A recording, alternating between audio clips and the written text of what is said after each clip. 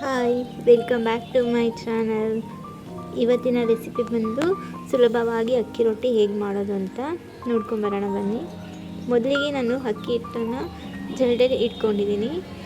ಇಟ್ಕೊಂಡು ಒಂದು ಬೌಲಲ್ಲಿ ಹಾಕ್ಕೊಂಡಿದ್ದೀನಿ. ಸ್ಟವ್ ಮೇಲೆ ಒಂದು ಪಾತ್ರೆಯಲ್ಲಿ ನೀರು ಕಾಯ್ಲಿಕ್ಕೆ ಇಟ್ಟಿದ್ದೀನಿ. ನಾನು ಹಿಟ್ಟನ್ನ ಬಿಸಿನೀರಲ್ಲಿ ಕಲಿಸ್ಕೊಂಡ್ರೆ ಚೆನ್ನಾಗಿ ಬರುತ್ತೆ. ನೆಕ್ಸ್ಟ್ ಇಂಗ್ರೀಡಿಯೆಂಟ್ಸ್ ನೋಡೋದಾದರೆ, ಇಲ್ಲಿ ನಾನು ತೊಗೊಂಡಿರುವಂಥದ್ದು ಚಿಕ್ಕದಾಗಿ ಕಟ್ ಮಾಡಿರುವಂತಹ ಈರುಳ್ಳಿ, ಬೆಳ್ಳುಳ್ಳಿ ಮತ್ತು ಕರಿಬೇವು, ಕೊತ್ತಂಬರಿ.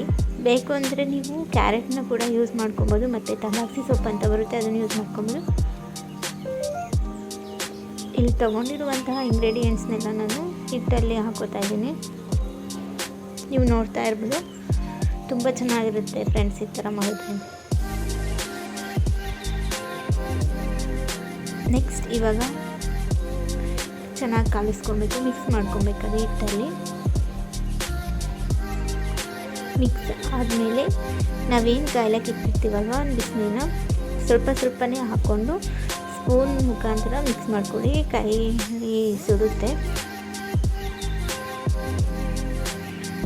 ಸ್ವಲ್ಪ ಅದು ಮಿಕ್ಸ್ ಆದಮೇಲೆ ಕೈಯಿಂದನೇ ಮಿಕ್ಸ್ ಮಾಡ್ಕೊಳ್ಬೇಕು. ಅದು ಚೆನ್ನಾಗಿ ಬರುತ್ತೆ. ಸ್ವಲ್ಪನೇ ನೀರು ಹಾಕ್ಕೊಂಡು ಮಿಕ್ಸ್ ಮಾಡ್ತಾ ಬನ್ನಿ.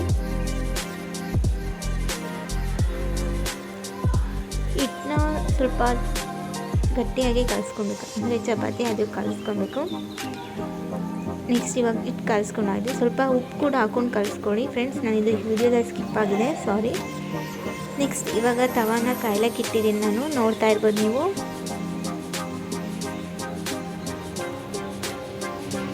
ನೆಕ್ಸ್ಟ್ ಇವಾಗ ಮಾಡೋದಾದರೆ, ಇಲ್ಲಿ ನಾನು ರೊಟ್ಟಿನ ಬಡಿತಾ ಇಲ್ಲ, ಬಚ್ಚುತ್ತಾ ಇದ್ದೀನಿ. ನೋಡ್ತಾ ಇರ್ಬೋದು ನೀವು. ಸರ್ಕಲ್ ಶೇಪಾಗಿ ನಾನು ರೌಂಡಿಗೆ ಕವರ್ನ ಕಟ್ ಮಾಡಿಕೊಂಡಿದ್ದೀನಿ, 2 ಮತ್ತು ಉಂಡೆ ಮಾಡಿಕೊಂಡಿದ್ದೀನಿ. ಇಲ್ಲಿ ಹಪ್ಪಳ ಏನು ಪ್ರೆಸ್ ಮಾಡ್ತೀವಲ್ಲ ಆ ಮಿಷಿನ್ನೇ ದೊಡ್ಡ ಸೈಜ್ ನಂಬರ್ ತೊಗೊಂಡಿದ್ದೀನಿ ನಾವು. ಈ ಥರ ಸುಲಭವಾಗಿ ಮಾಡ್ಕೊಬೋದು ನೀವು ಮನೇಲಿ ಕೂಡ. ಆರಾಮಾಗಿ ಬಡಿಯೋಕ್ತಾರಲ್ಲ ಅನ್ನೋರು ಈ ಥರ ಮಾಡ್ಕೊಬೋದು. ಆರಾಮಾಗುತ್ತೆ, ಬೇಗ ಮಾಡ್ಕೊಬೋದು. ತೊಟ್ಟದು ಅಂದರೆ ಅಕ್ಕಿ ರೊಟ್ಟಿ ತುಂಬ ಕಷ್ಟ ಆಗುತ್ತೆ. ಈ ಥರ ಆದರೆ ಆರಾಮ್ಸೆಯಾಗಿ ಮಾಡ್ಕೊಬೋದು.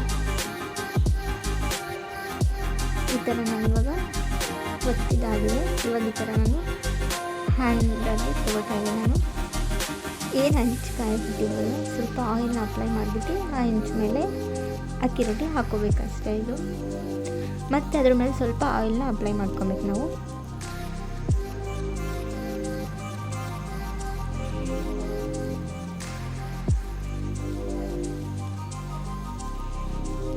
ಅಕ್ಕಿ ರೊಟ್ಟಿ ಬೇಯೋದಕ್ಕೆ ಸ್ವಲ್ಪ ಟೈಮ್ ಬೇಕಾಗುತ್ತೆ, ಬೇಗ ಅದು ಬೇಯಲ್ಲ. ಸೊ ಇವಾಗ ಅದು ರೋಸ್ಟ್ ಆಗಲಿ ಚೆನ್ನಾಗಿ.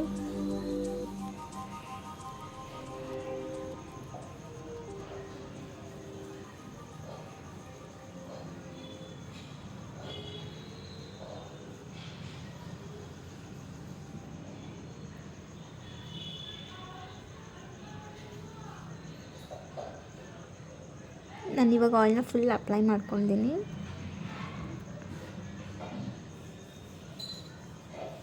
ನೆಕ್ಸ್ಟ್ ಇವಾಗಿದು ಒಂದು ಕಡೆ ಆಗಿದೆ.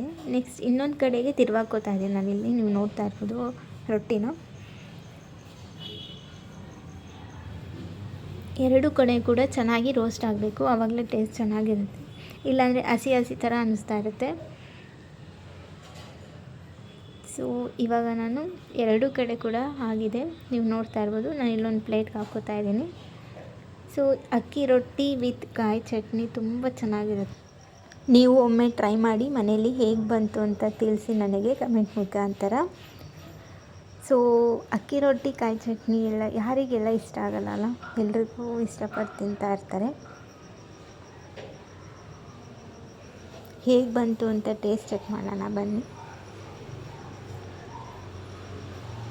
ಸೊ ಇವಾಗ ನಾನು ಟೇಸ್ಟ್ ಚೆಕ್ ಮಾಡ್ತಾ ಇದ್ದೀನಿ, ನೀವು ನೋಡ್ತಾ ಇರ್ಬೋದು.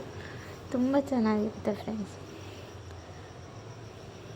ಟೇಸ್ಟ್ ಮಾತ್ರ ಸೂಪರ್ ನೈಸ್.